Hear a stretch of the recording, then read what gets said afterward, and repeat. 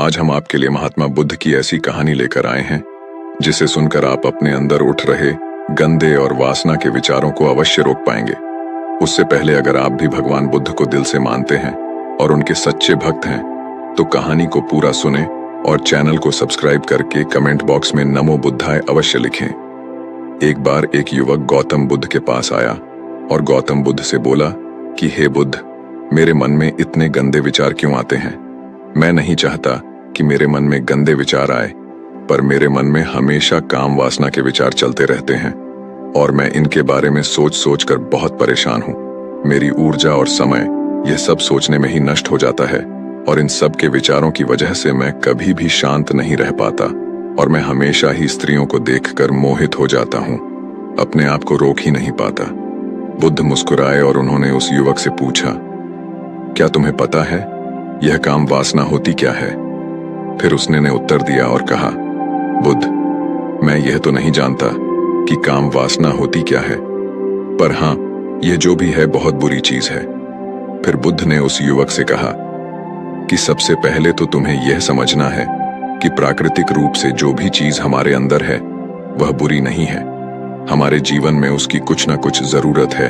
वासना कोई बुरी बात नहीं है। ये तो हमारे मन की एक भावना है जो हमें किसी न किसी चीज की कमी का एहसास करवाती है और फिर हम उस चीज को पाने के लिए उस चीज की तरफ आकर्षित हो जाते हैं। जैसे अगर तुम्हारे पास धन की कमी है तो तुम में धन की वासना उत्पन्न हो जाएगी। तो वासना कुछ और नहीं, बस एक प्रकार की कमी है जो कि एक प्रकार की जरूरत का एहसास है, और जब यह जरूरत शारीरिक हो तो हम इसे काम वासना का नाम देते हैं। युवक ने गौतम बुद्ध को कहा कि बुद्ध, मुझे काम वासना का मतलब तो समझ में आ गया, पर आप मुझे यह बताइए कि यह आती कहां से है और कैसे आती है। गौतम बुद्ध ने कहा कि काम वासना कहीं से आती नहीं है, ये तो हमारे अंदर ही होती है और इसका होना तो जरूरी भी है, तभी तो मानव जाति का विस्तार होगा। युवक ने कहा, जब यह हमारे अंदर ही है और जरूरी भी है तो फिर लोग इसे गलत क्यों बोलते हैं? बुद्ध ने कहा कि यही तो समस्या है। लोगों ने काम वासना को गलत तरीके से सोच लिया है, इसे छुपाने की, दबाने की कोशिश करते हैं। काम वासना गलत नहीं है, बल्कि काम वासना का गलत तरीके से प्रयोग करना गलत बात है। लोग जिससे प्रेम करते हैं बस उसी के लिए जीने लग जाते हैं, उसे पाना ही अपना मार्ग बना लेते हैं और उसी के बारे में हमेशा सोचते रहते हैं, पर यह सब गलत है। बुद्ध ने युवक से कहा, क्या तुम्हें पता है जानवरों में भी काम वासना होती है? युवक ने उत्तर दिया, हाँ बुद्ध, जानवरों में भी काम वासना होती है, क्योंकि जानवर भी तो आखिर अपने वंश को आगे ले जाएंगे। बुद्ध ने कहा, तो फिर हम जानवरों के काम वासना को गलत क्यों नहीं कहते? युवक ने कहा, मुझे नहीं पता महात्मा, आप ही मुझे बताइए। गौतम बुद्ध ने कहा कि जानवर अपनी काम वासना का प्रयोग आनंद प्राप्ति के लिए नहीं करते, वह तो सिर्फ संतान उत्पत्ति करने के लिए काम वासना का उपयोग करते हैं। जानवरों को प्रकृति ने इतनी समझ नहीं दी कि वह काम वासना को अपने सुख का आधार बना सके। मनुष्य अपनी समझ के बलबूते पर प्रकृति में पाई जाने वाली प्रत्येक वस्तु को अपने सुख के लिए प्रयोग करता है। हम इंसानों ने ही काम वासना को अपने सुख का साधन बना लिया है, जबकि प्रकृति ने तो हमें अपने वंश को आगे अग्रसर करने के लिए दिया था, लेकिन इंसानों ने तो इसे अपने जीवन का परम लक्ष्य बना रखा है और इस तरह से काम वासना का आ जाना गलत है। तभी उस युवक ने पूछा कि महात्मा जी, ये काम वासना हम पर हावी क्यों होती है और क्यों ये हमेशा क्यों आ जाती है? तब गौतम बुद्ध ने कहा कि सुनो, अब जो मैं तुम्हें बताऊंगा उसे तुम पूरे ध्यान पूर्वक सुनना। काम वासना का सारा खेल तुम्हें समझ आ जाएगा, तुम्हें तुम्हारे सारे सवालों का जवाब मिल जाएगा, बस तुम्हें ध्यान से सुनकर समझना है। एक बार की बात है, एक आश्रम में गुरु और उनके शिष्य रहा करते थे, जो रोजाना आश्रम के बाहर स्थित गांव में भिक्षा लेने के लिए जाते थे। उस आश्रम का एक शिष्य जिस गांव में भिक्षा लेने जाता था, उस रास्ते में एक नदी मिलती थी।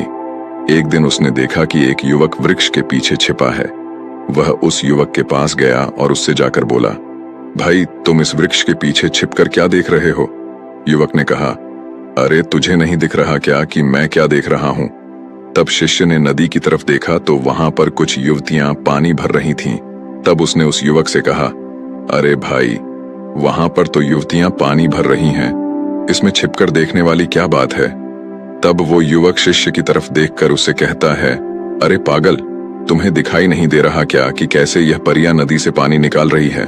जरा उनकी अदाओं को तो देखो, उनके कोमल शरीर को देखो, उनकी पतली कमर मटके को उठाते समय बाल खाती है और उनके बाल उनकी कमर पर कैसे लहरा रहे हैं, मानो सुंदरता बिखर रही हो। शिष्य ने फिर नदी की तरफ देखा और इस बार वह इसे देखता ही चला गया। अभी तक तो कुछ भी नजर नहीं आ रहा था और वह बिल्कुल निर्भय था। उसे किसी भी बात का कोई डर नहीं था। लेकिन अब वो छिपने लगा और उन युवतियों को देखने लगा, और जब वह छिपकर उन युवतियों को देख रहा था तभी वह अचानक अंदर से कांप गया और उसने कहा कि यह मैं क्या कर रहा हूं, मैं जो कर रहा हूं वह सही नहीं है, मुझे यहां से चले जाना चाहिए। और फिर वह जल्दी से वहां से चला गया। वह आश्रम पहुंच जाता है। आश्रम जाकर वह अपने कार्यों में लग गया, लेकिन जो अभी वह देखकर आया था वही उसकी आंखों के सामने बार बार आ रहा था।